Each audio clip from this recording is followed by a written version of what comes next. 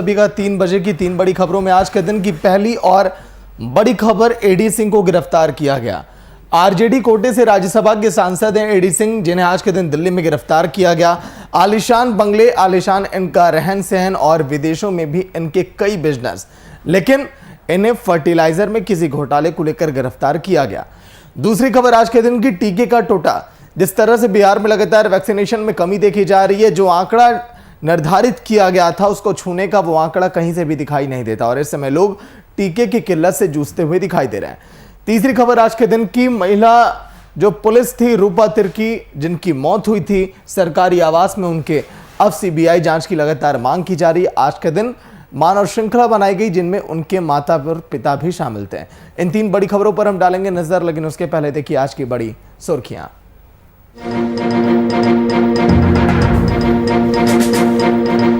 RJD के राज्यसभा सांसद अमरिंदरधारी सिंह हुए गिरफ्तार। ईडी ने फर्टिलाइजर घोटाले के आरोप में की कार्रवाई। दिल्ली के डिफेंस कॉलोनी इलाके से हुई गिरफ्तारी। सीएम नीतीश कुमार ने टीका एक्सप्रेस को दिखाई हरी झंडी। 121 टीका एक्सप्रेस के साथ 4 आरटीपीसीआर वैन हुई रवाना। घर घर जाकर किया जाएगा टीकाकरण।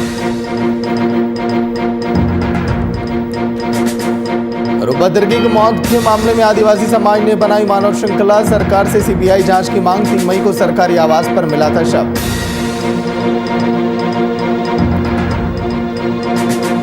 गढ़वा में 2 युवकों ने की बुजुर्ग की बेरहमी से पिटाई का वीडियो वायरल। सीएम ने मामले में तत्काल कार्रवाई के दिए आदेश।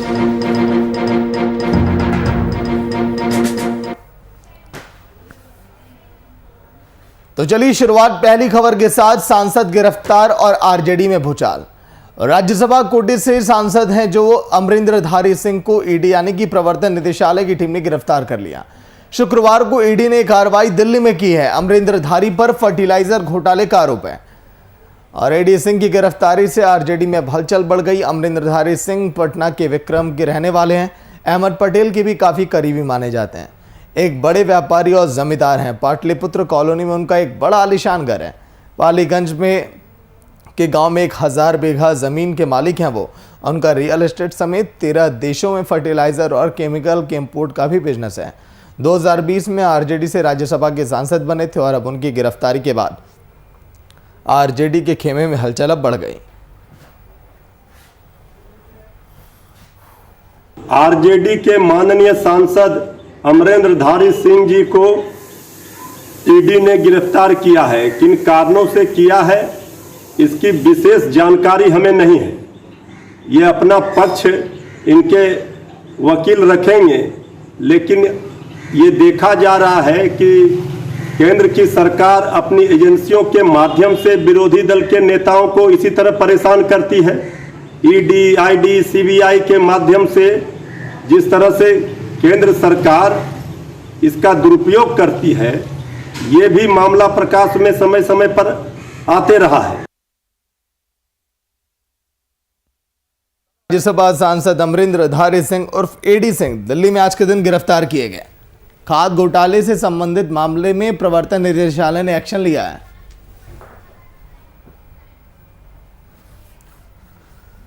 Senior reporter Shashank Dubey live जुड़ गए पूरी जानकारी के साथ। शशांक, एडी सिंह की गिरफ्तारी आज के दिन दिल्ली में डिफेंस कॉलोनी से, लेकिन विपक्ष ये कह रहा है बिहार में कि ये बदले की राजनीति है और विपक्ष के नेताओं को अब परेशान करने में लगी है सरकार। शशांक, देखिए, जो एडी सिंह की गिरफ्तारी हुई है, जब वो राज्यसभा के सांसद नहीं थे तब उनसे पहले जो मामले थे उस मामले में लेकर गिरफ्तारी हुई है। देखिए, एडी सिंह मार्च में 2020 में वो राज्यसभा के लिए राजद के उम्मीदवार बनाए गए थे और राज्यसभा को भेजा था राजद ने। उस वक्त ये स्थिति थी कि राजद के अंदर अगर पूछा जा रहा था कि ये राजद के विधायकों को नहीं पता था कि एडी सिंह कौन है, और ये काफी महत्वपूर्ण बात थी। जी,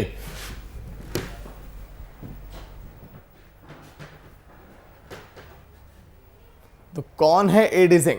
लेकिन शशांक, एक बार शुरुआत बताइए, करियर की कहां से की थी एडी सिंह ने? कैसे इन्होंने सियासत की वो सीढ़ियां चढ़ी और उसके बाद आज के दिन आरोपों के घेरे में है? क्योंकि अब ये कह रही है जेडीयू की ये भी जांच की जाए कि खाद इनसे किसने किसने खरीदा भी था। शशांक,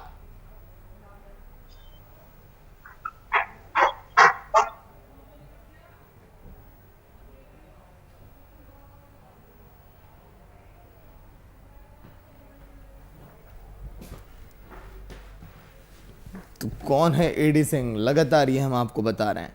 अमरेंद्र धारी सिंह ग्रामीण पटना के दुल्हन बाजार के इनका गांव के रहने वाले बड़े कारोबारी भी हैं। अमरेंद्र धारी सिंह का कारोबार फर्टिलाइज़र और केमिकल फैक्ट्री और रियल एस्टेट से जुड़ा है। शुरुआती पढ़ाई पटना के सेंट माइकल स्कूल से की, दिल्ली यूनिवर्सिटी से ग्रेजुएशन। कारोबार का ज़्यादातर काम दिल्ली से ही संचालित होता है, वो भी ज़्यादातर समय दिल्ली में ही रहते हैं। बीते साल मार्च 2020 में आरजेडी ने राज्यसभा चुनाव में उन्हें अपना कैंडिडेट घोषित किया। पाटलिपुत्र कॉलोनी में आलीशान घर है एडी सिंह का। पालीगंज में 1000 बीघा जमीन के मालिक, 13 देशों में फर्टिलाइजर और केमिकल के इंपोर्ट का भी बिजनेस। शशांक, सवाल यह कि आखिर एडी सिंह ने कैसे सियासत के उस मुकाम को छुआ, उसके बाद इनका बिजनेस इतना कैसे फैला, क्योंकि अधिकतर समय अपना गुजारते थे दिल्ली के ही अंदर, और इसीलिए अब ये कह रहा है सत्ता पक्ष की ये भी जांच की जाए कि किसने किसने खाद खरीदा एडी सिंह से। शशांक, देखिए, एडी सिंह के बारे में अगर उनकी राजनीतिक शख्सियत के बारे में बात की जाए तो स्थिति ये है सागर कि मार्च का समय था 2020 का, और नॉमिनेशन था एडी सिंह का, राज्यसभा के सदस्य के रूप में नॉमिनेशन था, और उस वक्त पटना विधानसभा में मैं मौजूद था। उस वक्त हम लोगों ने कई विधायकों से आरजेडी के पूछा था कि एडी सिंह कौन है, तो उनको एडी सिंह कौन है ये पता भी नहीं था। स्थिति उनकी राजनीतिक हैसियत क्या पेश हो सकते हैं, लेकिन उनके अंदर खाने में लालू प्रसाद यादव से संबंध थे, ये बात भी छुपी हुई नहीं है। कहीं ना कहीं एडी सिंह बड़े कारोबारी थे, उद्योगपति थे, फर्टिलाइजर और केमिकल्स उनके 12-13 देशों में बिजनेस था। उससे पहले वो जो मामला है उससे पहले का है, उससे भी पहले का मामला है, और खानदानी रूप से भी बहुत समृद्ध लोग हैं, जमींदार हैं। पटना जिले की विक्रम उनको लगभग 1000 बीघे जमीन है, और पटना के विक्रम इलाके में 1000 बीघे जमीन का मतलब होता है बहुत बड़ी शख्सियत का होना खानदानी रूप से। तो कहीं ना कहीं लालू प्रसाद यादव से उनसे जो निकटता थी वो कांग्रेस के जमाने से पहले से थी, और एक तरह से कहा जाए कहीं ना कहीं फाइनेंस का भी मैटर था, क्योंकि राज्यसभा उनको भेजे जाने का उनके पास कोई राजनीतिक कद नहीं था, और बिल्कुल उनका कद इतना राजनीतिक रूप से कमजोर था कि उनको कोई विधायक तक नहीं जानते थे, अधिकांश विधायक तक राजद से उनको नहीं जानते थे। खैर, ये तो उनकी राजनीतिक, जो आपने बात की, तो उनका राजनीतिक कद की बात है। दूसरा विषय है कि जिस मामले में उनकी गिरफ्तारी हुई है वो इफ्को के खाद घोटाले से जुड़ी है, जिसकी सीबीआई जांच कर रही थी, और ईडी को केस सौंपा गया था। जो छापे पड़े थे 12 जगहों पर, उसमें जब पूरा मामला खंगाला गया तो जिस दुबई की कंपनी का नाम आया था, उस दुबई की कंपनी में उस वक्त ये एडी सिंह जो है सीनियर वाइस प्रेसिडेंट थे, और उस नाते इनका नाम जुड़ा है। तो कहीं कहीं जो पॉलिटिकल कनेक्शन की बात हो रही है वो बिल्कुल नहीं है, क्योंकि वो खाद कंपनी जो दुबई की खाद और फर्टिलाइजर कंपनी थी, वो खाद कंपनी से मामला जुड़े, और उस मामले में एडी सिंह सामने आया। एडी सिंह अब बताया जा रहा है कि एडी सिंह उस वक्त कांग्रेस के जमाने में, उसके वक्त बाद के जमाने में भी जो बाहर की कंपनियां थी उससे निगोशिएशन करते थे, और कहीं ना कहीं पिटौलिए के काम करते थे। तो एडी सिंह की जितनी संपत्ति बनी, रियल एस्टेट का बिजनेस भी है, केमिकल और फर्टिलाइजर का बिजनेस भी है, उस बिजनेस को खड़ा करने में बड़े रसूखदार लोगों का जरूर हाथ रहा है। तो आज राज्यसभा के सांसद हुए लगभग 1 साल हुआ है, मार्च की बात है जब वो सांसद बने थे, लेकिन ये मामला पुराना है, इसलिए जो राजनीतिक बातें हैं वो तमाम राजनीतिक बातों का कोई मतलब नहीं।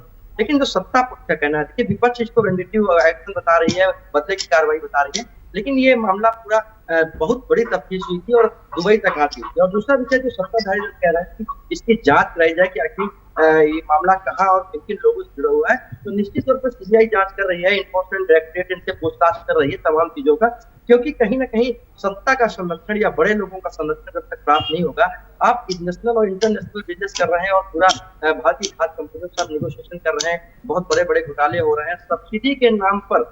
ये देखिए सबसे महत्वपूर्ण बात है कि जो घोटाला था सब्सिडी के नाम पर पैसा बनाने वाली बात नहीं, सब्सिडी घोटाला भी तो कहते थे, तो सब्सिडी घोटाला है ये, तो कहीं ना कहीं बड़े कनेक्शन की बात है। तो ये पूरा विषय जांच का है, क्योंकि ईडी जांच कर रही है और सीबीआई ने मामला दर्ज किया जी। लेकिन शशांक, आखिर विपक्ष इसे बदले की राजनीति क्यों कह रहा है? आखिर गिरफ्तारी पहले भी हो सकती थी, जांच कई दिनों से जारी है, ऐसे लम्हे में ऐसे वक्त में ही क्यों? अभी ऐसा कोई वक्त नहीं है जब किसी कोई चुनाव तो है नहीं बिहार में, या फिर कोई नेशनल नहीं है। देखिए, महत्वपूर्ण विषय है कि जब सीबीआई ने मामले में एफआईआर लॉन्च की और एफआईआर लॉन्च करने के बाद उन्होंने करीब 12 से 14 ठिकानों पर जब छापेमारी की तो कुछ इनपुट्स ऐसे आए जो दुबई के एक फर्टिलाइजर कंपनी से कनेक्शन मिला और दुबई की फर्टिलाइजर कंपनी का कनेक्शन सीधे सीधे एडी सिंह के था। एडी सिंह वहां पर सीनियर वाइस प्रेसिडेंट थे और सीनियर वाइस प्रेसिडेंट के नाते वो इंडिया की जो इफ्को है उससे उनका पूरा कंसल्टेशन और पूरा विवरण प्राप्त हुआ है कि कैसे वो लोगों से मिलते थे, कहां पर वो लोगों को ऑब्लाइज करते थे, कहां से फायदा लेते थे। इन तमाम चीजों के दस्तावेज के बाद ही ईडी ने उनको गिरफ्तार किया। देखिए, वो राज्यसभा के सांसद हैं और राज्यसभा के सांसद होने के नाते उनकी गिरफ्तारी इतनी एक कागज के आधार पर नहीं की जा सकती है। तो निश्चित रूप से ईडी ने और सीबीआई ने, खास करके सीबीआई ने तमाम पुख्ता सबूत जुटाए होंगे। उन छापेमारी के बाद भारत से लेकर दुबई तक के कनेक्शन खंगाले गए होंगे, तमाम चीजें देखी गई होंगी और इसके बाद एडी सिंह पर हाथ डाला गया। देखिए, एडी सिंह को ईडी पूछताछ कर रही है, यानी पूरी मनी लॉन्ड्रिंग या पूरी एक तरह से पैसे का खेल का गड़बड़ झला भी है यहाँ पे। तो ईडी पूछताछ कर रही है। उसके बाद इनकम टैक्स, संभावना है कि इनकम टैक्स भी इसमें तमाम चीजों को ध्यान दे, क्योंकि जो एसेट जो अपने मार्च में उन्होंने पर्चा भरा था उसमें उन्होंने 188 करोड़ की लगभग अचल संपत्ति बताई थी और लगभग 45 करोड़ के करीब चल संपत्ति बताई थी। तो इतना उन्होंने अभी डिक्लेयर किया है। क्या इससे ज्यादा उनके पास संपत्ति है? 12-13 बाहर बिजनेस है उनके देशों में, तो आखिर वो कैसे एम्पायर खड़ा किया गया? तमाम चीजों की सीबीआई जांच करेगी और ईडी इस पे पूछताछ भी कर रही है। तो पॉलिटिकल वेंडेटा की बात नहीं है, क्योंकि ये मामला जब का है जब वो कहीं दूर दूर तक ना सांसद थे, ना राज्यसभा के सांसद थे और ना राजद से उनका कोई स्पष्ट पॉलिटिकल कनेक्शन था। चलिए, शुक्रिया शशांक पूरी जानकारी के लिए। तो दिल्ली के डिफेंस कॉलोनी इलाके से गिरफ्तारी और अब जांच है लगातार जारी। अब बिहार में टीके का टूटा 18+ वालों का इस पर बड़ा असर भी दिखाई दे रहा है। पटना में 8 दिनों से 18 से 44 वर्ष वालों का वैक्सीनेशन प्रभावित हुआ है। 9 दिन में 18 से 44 वर्ष वालों का आंकड़ा अगर देखा जाए वैक्सीनेशन का तो घटा है 87,258, जो लक्ष्य था 2 जून को घटकर 2,216 पहुंच गया। इस दौरान 8 दिनों तक टीकाकरण का काम भी प्रभावित हुआ है। टीकाकरण एक्सप्रेस को आज के दिन सीएम नीतीश कुमार ने हरी झंडी दिखाकर रवाना किया। RT-PCR वैन भी उसमें शामिल है और आपकी टीवी स्क्रीन पर वैक्सीनेशन के लिए जो एक्सप्रेस रवाना की गई वो भी है। पहले से शुरू हो जाती तो पटना वासियों को वैक्सीन के लिए इंतजार नहीं करना पड़ता अगर पहले ही हरी झंडी दिखाई गई होती इस वैन को। कार्यक्रमों से जन जागरण होगा, ऐसे ही कार्यक्रमों से लोगों में उत्साह बनेगा, विश्वास बढ़ेगा और इसी उद्देश्य से ही कार्यक्रम किया गया है। और आप सब मित्रों के माध्यम से भी मैं राज्य की जनता से अपील करता हूं कि जिन लोगों ने पहला डोज लिया है वह निश्चित रूप से नियत समय पर दूसरा डोज लें ताकि हम कोरोना को पराजित कर सकें।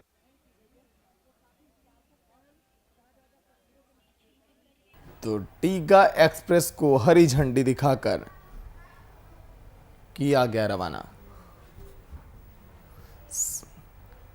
संवाददाता अनु प्रकाश ऑनलाइन पर पूरी जानकारी के साथ। अनु, आज के दिन जिस तरह से वैक्सीनेशन एक्सप्रेस को हरी झंडी दिखाकर रवाना किया गया, धरातल पर आने वाले समय में कितनी हकीकत दिखाई देगी ये तो देखने वाली बात होगी, लेकिन काम क्या होगा, कैसे वैक्सीन एक्सप्रेस ये काम करेगी, लोगों तक कैसे पहुंचेगी टीकाकरण के लिए? अनु जी, आज जो है बिहार में टीकाकरण अभियान को तेज करने के लिए लेकर जो है सरकार की ये जो नई पहल है वो जो है आज किया गया। बिहार के मुख्यमंत्री ने 121 टीका एक्सप्रेस वैन को रवाना किया हरी झंडी दिखाकर।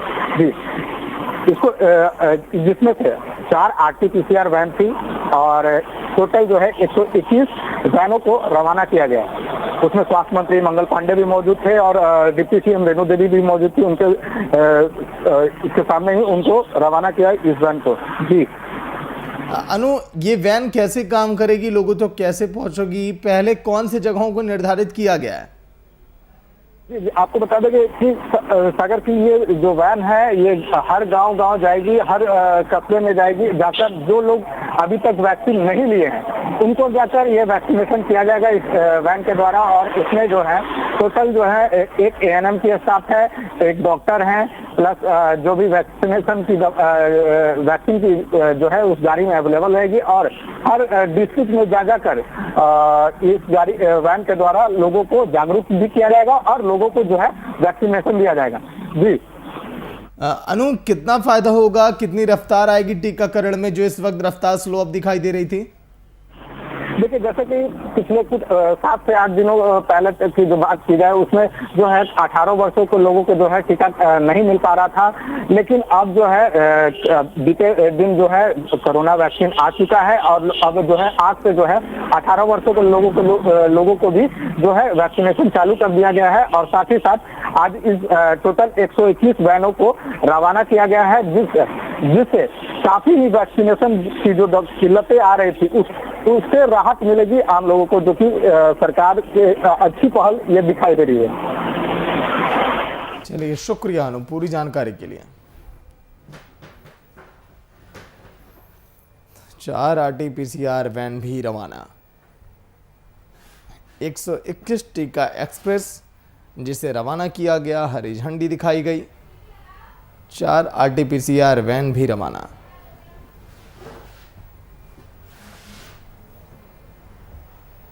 आठ दिनों में जो ग्राफ गिरा है वैक्सीनेशन का, उसको लेकर बिहार के लोग काफ़ी चिंतित थे, परेशान थे, लेकिन अब रफ्तार में अब बढ़ोतरी अब दिखाई देगी, क्योंकि एक्सप्रेस वैक्सीन एक्सप्रेस जिसे रवाना किया गया 121, जो एक गांव तक, कस्बों तक जाकर टीकाकरण को जोर अब देने में लगेंगे।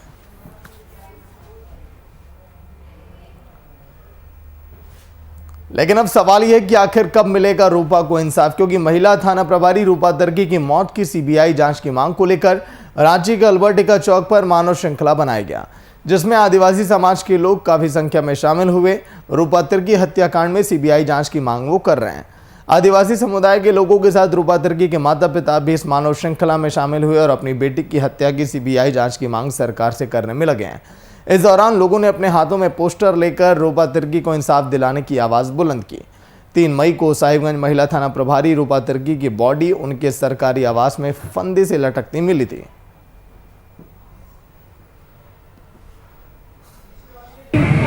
न्याय नहीं मिला है अभी तक, 1 महीना हो गया, अभी तक नहीं मिला है। क्या चाहते हैं आप? सीबीआई जांच चाहिए हमको सरकार तरफ से। अपना डिपार्ट वाला तो मुड़ने की कोशिश कर रहे हैं बार बार, अभी तक कुछ रिपोर्ट नहीं आ रहा है उधर से, सरकार भी जवाब नहीं दे रहे हैं। सीबीआई जांच हमको चाहिए। तो 3 मई को सरकारी आवास पर शव मिला था, उसके बाद अब लगातार गिरफ्तारी की मांग अब की जा रही है। रूपा तिर्की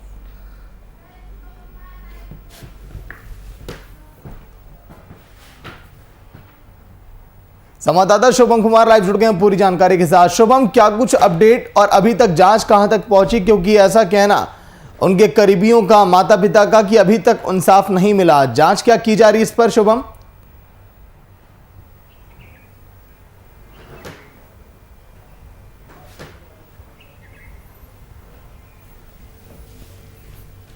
बिल्कुल सागर, देखिए आज से ठीक 1 महीना पहले 3 मई को ये पूरी वारदात हुई थी, जहां पर साहिबगंज में एक महिला थाना प्रभारी जिनका नाम रूपा तिर्की है, वो आज हमारे बीच उपस्थित नहीं है, लेकिन जो मौजूदा तस्वीर देखने को मिली आज झारखंड की राजधानी रांची के अल्बर्ट एक्का चौक पर उनके परिजनों के द्वारा सीबीआई जाँच की मांग करने के, कह सकते हैं, लोग उनके समर्थन में दिखाई दिए। झारखंड के आदिवासी समुदाय के लोग भी उनका भरपूर समर्थन कर रहे हैं। खुद मांडर विधायक बंधु तिर्की भी इसी कड़ी में लगातार रूपा तिर्की के परिजनों से मिल रहे हैं, लेकिन सवाल यह है कि प्रशासन अभी तक चुप्पी साधे हुए है। हालांकि प्रशासन की ओर से इस पर कोई प्रतिक्रिया नहीं दी गई है अभी तक, लेकिन जिस तरीका से रूपा के परिजन लगातार सीबीआई जांच की मांग कर रहे हैं, हाथों में पोस्टर और बैनर लेकर कहीं ना कहीं अपनी बेटी के जो जान चली जा चुकी है उसको लेकर न्याय मांगने की कोशिश कर रहे हैं। और दूसरी बात करें सागर, तो जिस तरीका से झारखंड की अगर अलग क्षेत्रों की बात करें, ग्रामीण इलाकों की बात करें, महिलाएं आज भी अपने आप को सुरक्षित महसूस नहीं कर पाती है,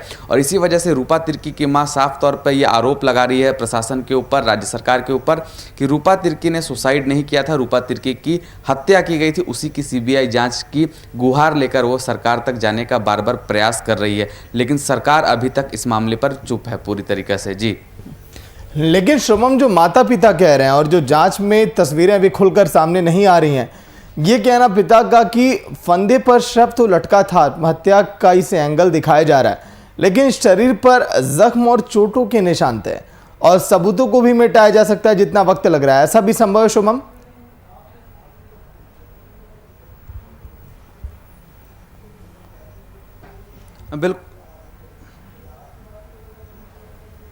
बिल्कुल सागर, ये बात कह सकते हैं क्योंकि ऐसा ही एक मामला है और जिस तरीक़ा से लंबे समय से, क्योंकि आए दिन कोई ना कोई प्रदर्शन रूपा तिर्की को इंसाफ दिलाने के लिए झारखंड में और झारखंड के विभिन्न जिलों में करता हुआ दिखाई दे रहा है। खुद भारतीय जनता पार्टी के लोग भी मान रहे हैं कि इसके पीछे किसी की साजिश की गई थी और जिस तरीक़ा से आरोप और प्रत्यारोप का सिलसिला रूपा तिर्की के वारदात को भी कहीं ना कहीं झारखंड में बना दिया गया। राजनीतिक महकमे में भी इसकी हलचल शुरुआती दौर में बखूबी देखने को मिली थी। उनके पिता, उनके माता दोनों का ही एक आरोप है कि उनके शरीर पर, उनके बेटी के शरीर पर चोटों के निशान थे, उनकी हत्या की गई है, ना कि उन्होंने सुसाइड किया है। अगर इसी कड़ी में बात करें तो जिस तरीक़ा से साहिबगंज के एसपी ने साफ तौर पे कहा था कि ये सुसाइड अटेम्प्ट केस है और हालांकि इसके पीछे जो भी लोग छिपे थे उनका पर्दाफाश तो हो चुका है, लेकिन अभी तक ठोस कार्रवाई कहीं तरफ से नहीं की गई है। कहीं ना कहीं पुलिस का यह मानना है कि यह प्रेम प्रसंग का पूरा मामला था और उनके परिजन इस बात से साफ इनकार कर रहे हैं। वो सीधा तौर पर यह बात मीडिया के सामने उन्होंने कहा भी है कि हमारी बेटी रूपा तिर्की ऐसी स्वभाव की नहीं थी, ये उनकी हत्या की गई है और हत्या के पीछे जो भी लोग छिपे हैं उनका पकड़ा जाना बेहद ज़रूरी है, तभी ये लोग सीबीआई जांच की मांग कर रहे हैं। जी हम आखिर सवाल क्यों खड़े हो रहे हैं? 150 लोगों की मानव श्रृंखला, आज के दिन जो मानव श्रृंखला बनाई गई उसमें महिला भी शामिल हैं, पुरुष भी शामिल हैं, साथ में माता और पिता भी शामिल हैं। क्या जो शुरुआती जांच हो रही है वो संतोषजनक नहीं है या प्रशासन का रवैया, जांच का रवैया बहुत ढीला है, इसलिए इन लोगों में आक्रोश है? शुभम?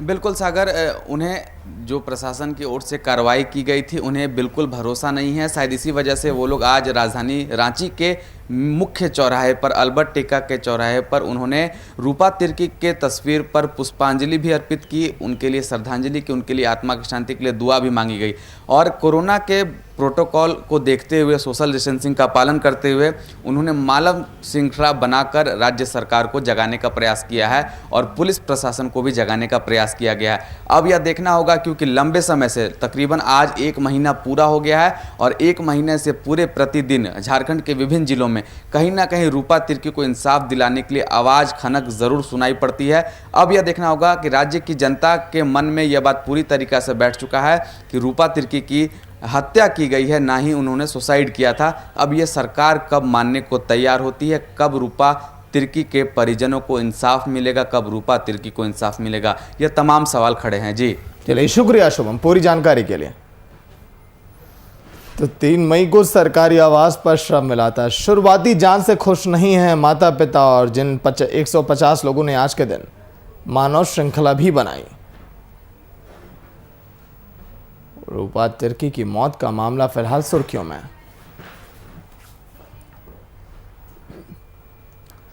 तो चलिए जल्दी से जाते जाते आज के दिन की एक बार फिर से 3 बड़ी खबरें जान लेते हैं। सबसे पहली खबर, एडी सिंह जिस तरह से इन्हें गिरफ्तार किया गया दिल्ली से, और गिरफ्तारी इसलिए क्योंकि कई मामलों में ये आरोप इन पर लगे हैं, दोषी ये पाया गया फर्टिलाइजर में एक बड़ा घोटाला। और ये भी अब कह रही है जेडीयू कि आखिर इन्होंने किनको किनको खाद बेचे हैं, चुनाव में क्या उस पैसे का इस्तेमाल हुआ है, इन सभी एंगल से भी अब देखते हुए जांच अब की जाए। दूसरी खबर आज के दिन की, जिस तरह से हमने जिक्र किया है टीकाकरण को लेकर, बिहार में जो रफ्तार थोड़ी स्लो अब दिखाई दे रही थी, अब वो रफ्तार क्या आगे बढ़ेगी, क्योंकि आज के दिन 121 टीकाकरण वैन को हरी झंडी दिखाकर रवाना किया गया। 4 RT-PCR वैन भी हैं, तो आगे देखना अहम होगा कि धरातल पर इन सभी वैनों की हकीकत क्या होगी।